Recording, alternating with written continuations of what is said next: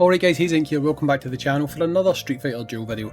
So in this video I've actually got to go over something with players who actually might not be aware of how trigger units actually work in this game, because you could actually be using Juri wrong, okay?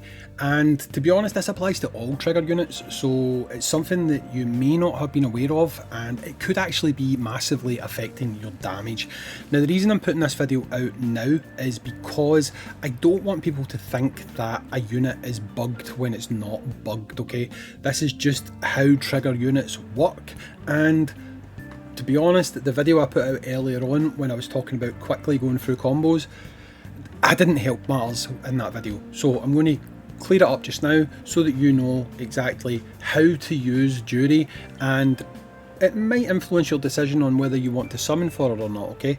Now before I go into this, I just really quickly also want to point out, in my earlier video I called Juri the best trigger DPS. She's dethroned Ken in that regard. That is true, but that doesn't mean she's the best DPS. So that doesn't mean that she's suddenly ahead of Vega as the unit you should be going for. Not at all. Vega is miles better from a damage point of view and from a utility point of view. So don't be thinking, right, that's it, I'm going to be going for Juri now and Vega's in the bin. Do not do that, because Vega is still a much better target for you to aim for, okay?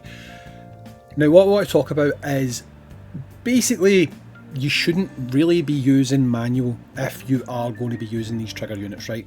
Because the timing just becomes so difficult, and I'll explain that just now, right?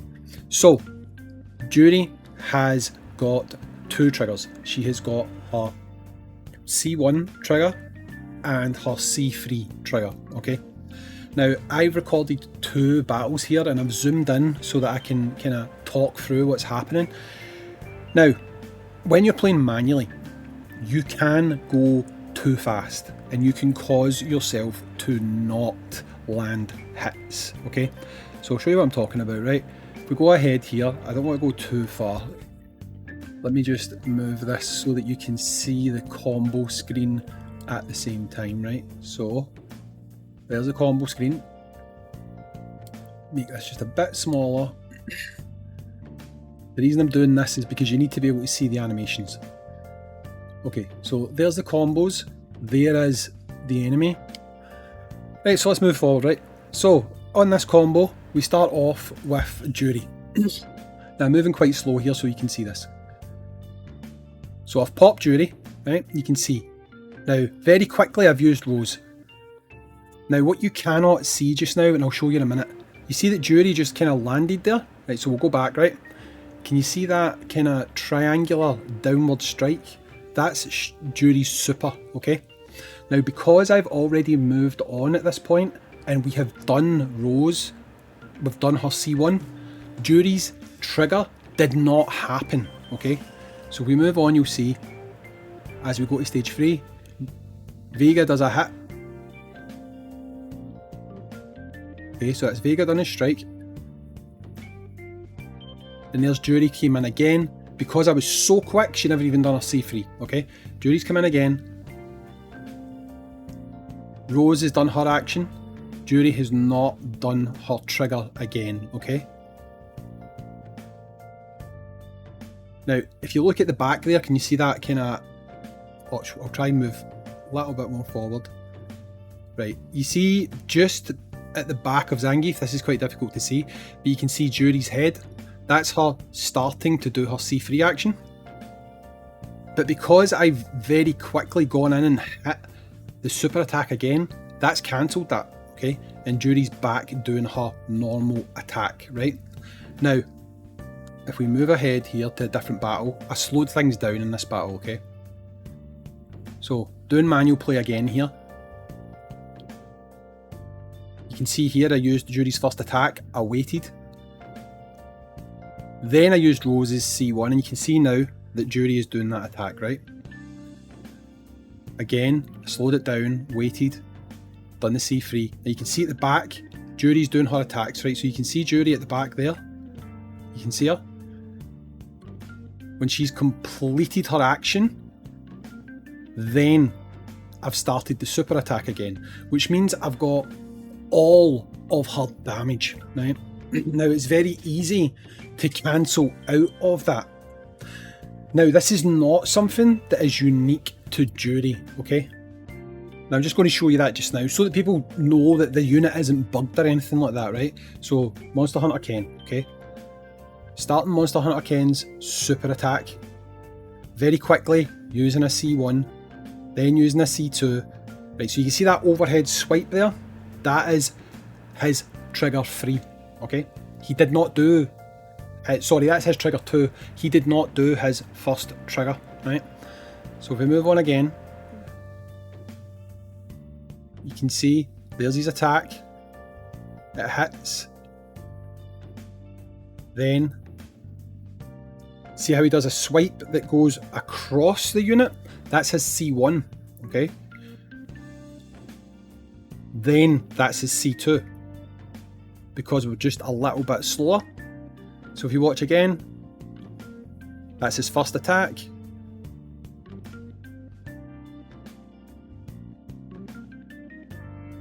And this time he did not do any more attacks because we were so fast, right? Look, you can see here, just so that you guys can see again. I know this is quite difficult to see because there's a lot going on, right? But that's his super attack, which hits. Because I've already popped at this point 2 attacks before he's had a chance to do anything, he actually does not trigger any of his additional triggers because the point where he should be doing his trigger has already been passed, okay? So what does this mean? This means it's very difficult for you to actually use trigger units effectively on manual play. Now you can do it, but because when you're playing manually, you tend to try to go quickly. It tends to be what you do. You go quickly when you are fighting these enemies. It can be quite difficult to manage when you actually pop them. So ultimately, how do you use trigger units? And this goes for everyone, like I said, this goes for Summer, what's her name again? Summer Ibuki and stuff like that. You basically need to play on auto to get the most out of them. You can do it on manual, but to get the most out of them, to get them to use all their attacks, you probably are going to be better off doing it on auto, right? You'll be able to see it here, right? So if we go in, this was an auto run, straight up. It was an auto run. It had to be because to get the actual usage out of the units, making them do all the damage that you can get from them, it's so difficult to do it manually because you've got to completely change your mindset. The easiest way to do it is auto. So you'll see here what happens on the auto run, right? So Juri pops her super attack, the game automatically delays it. She's in there just now, it's difficult to see, but she done her C1. Now she's at the back doing her full C3, and then that's it, combo repeats. You're getting all of the damage from the unit, okay? And if we go and look at Team 3, which I also purposely used Ken for, just so you guys could see.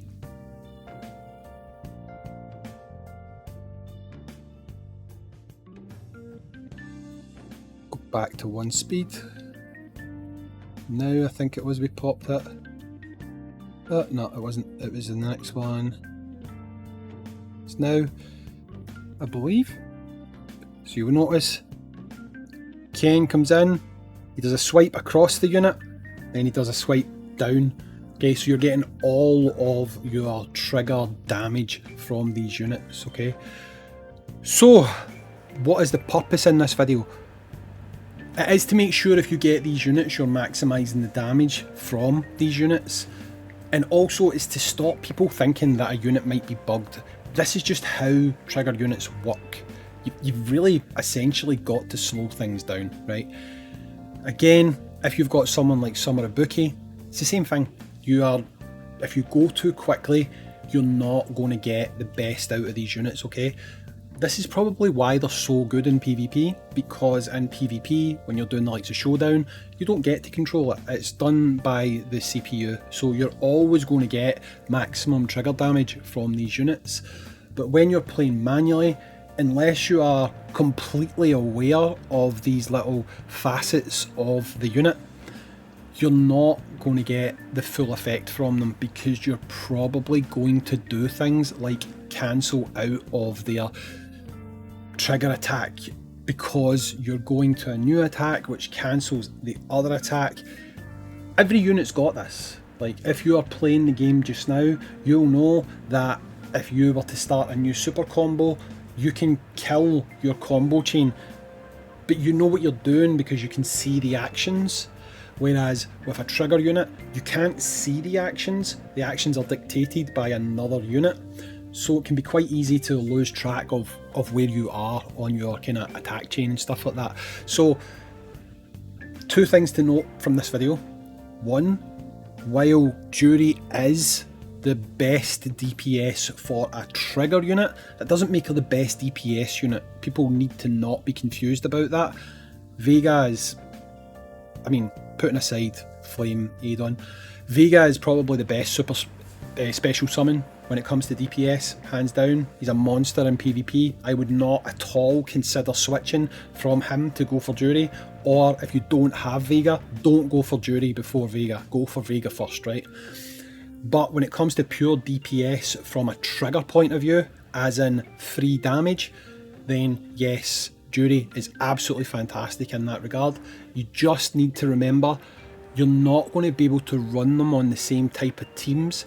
So things like stacking with poison and stuff like that, you're not really going to get that, because that relies on quick actions, and doing quick actions is going to kill a lot of the benefits these units bring.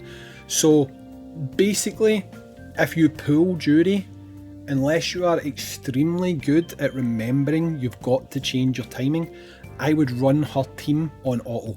It's the safest way to do it, because then that way you're going to get every single bit of damage, every bonus from those trigger skills. Anyway guys, hopefully I went slow enough on those screens where you could see what I was talking about. I think I did. But just remember, there's a little bit less skill involved in using a trigger.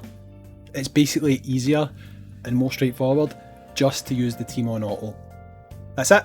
I've been Hayzink, thanks for watching, catch you in the next one, peace.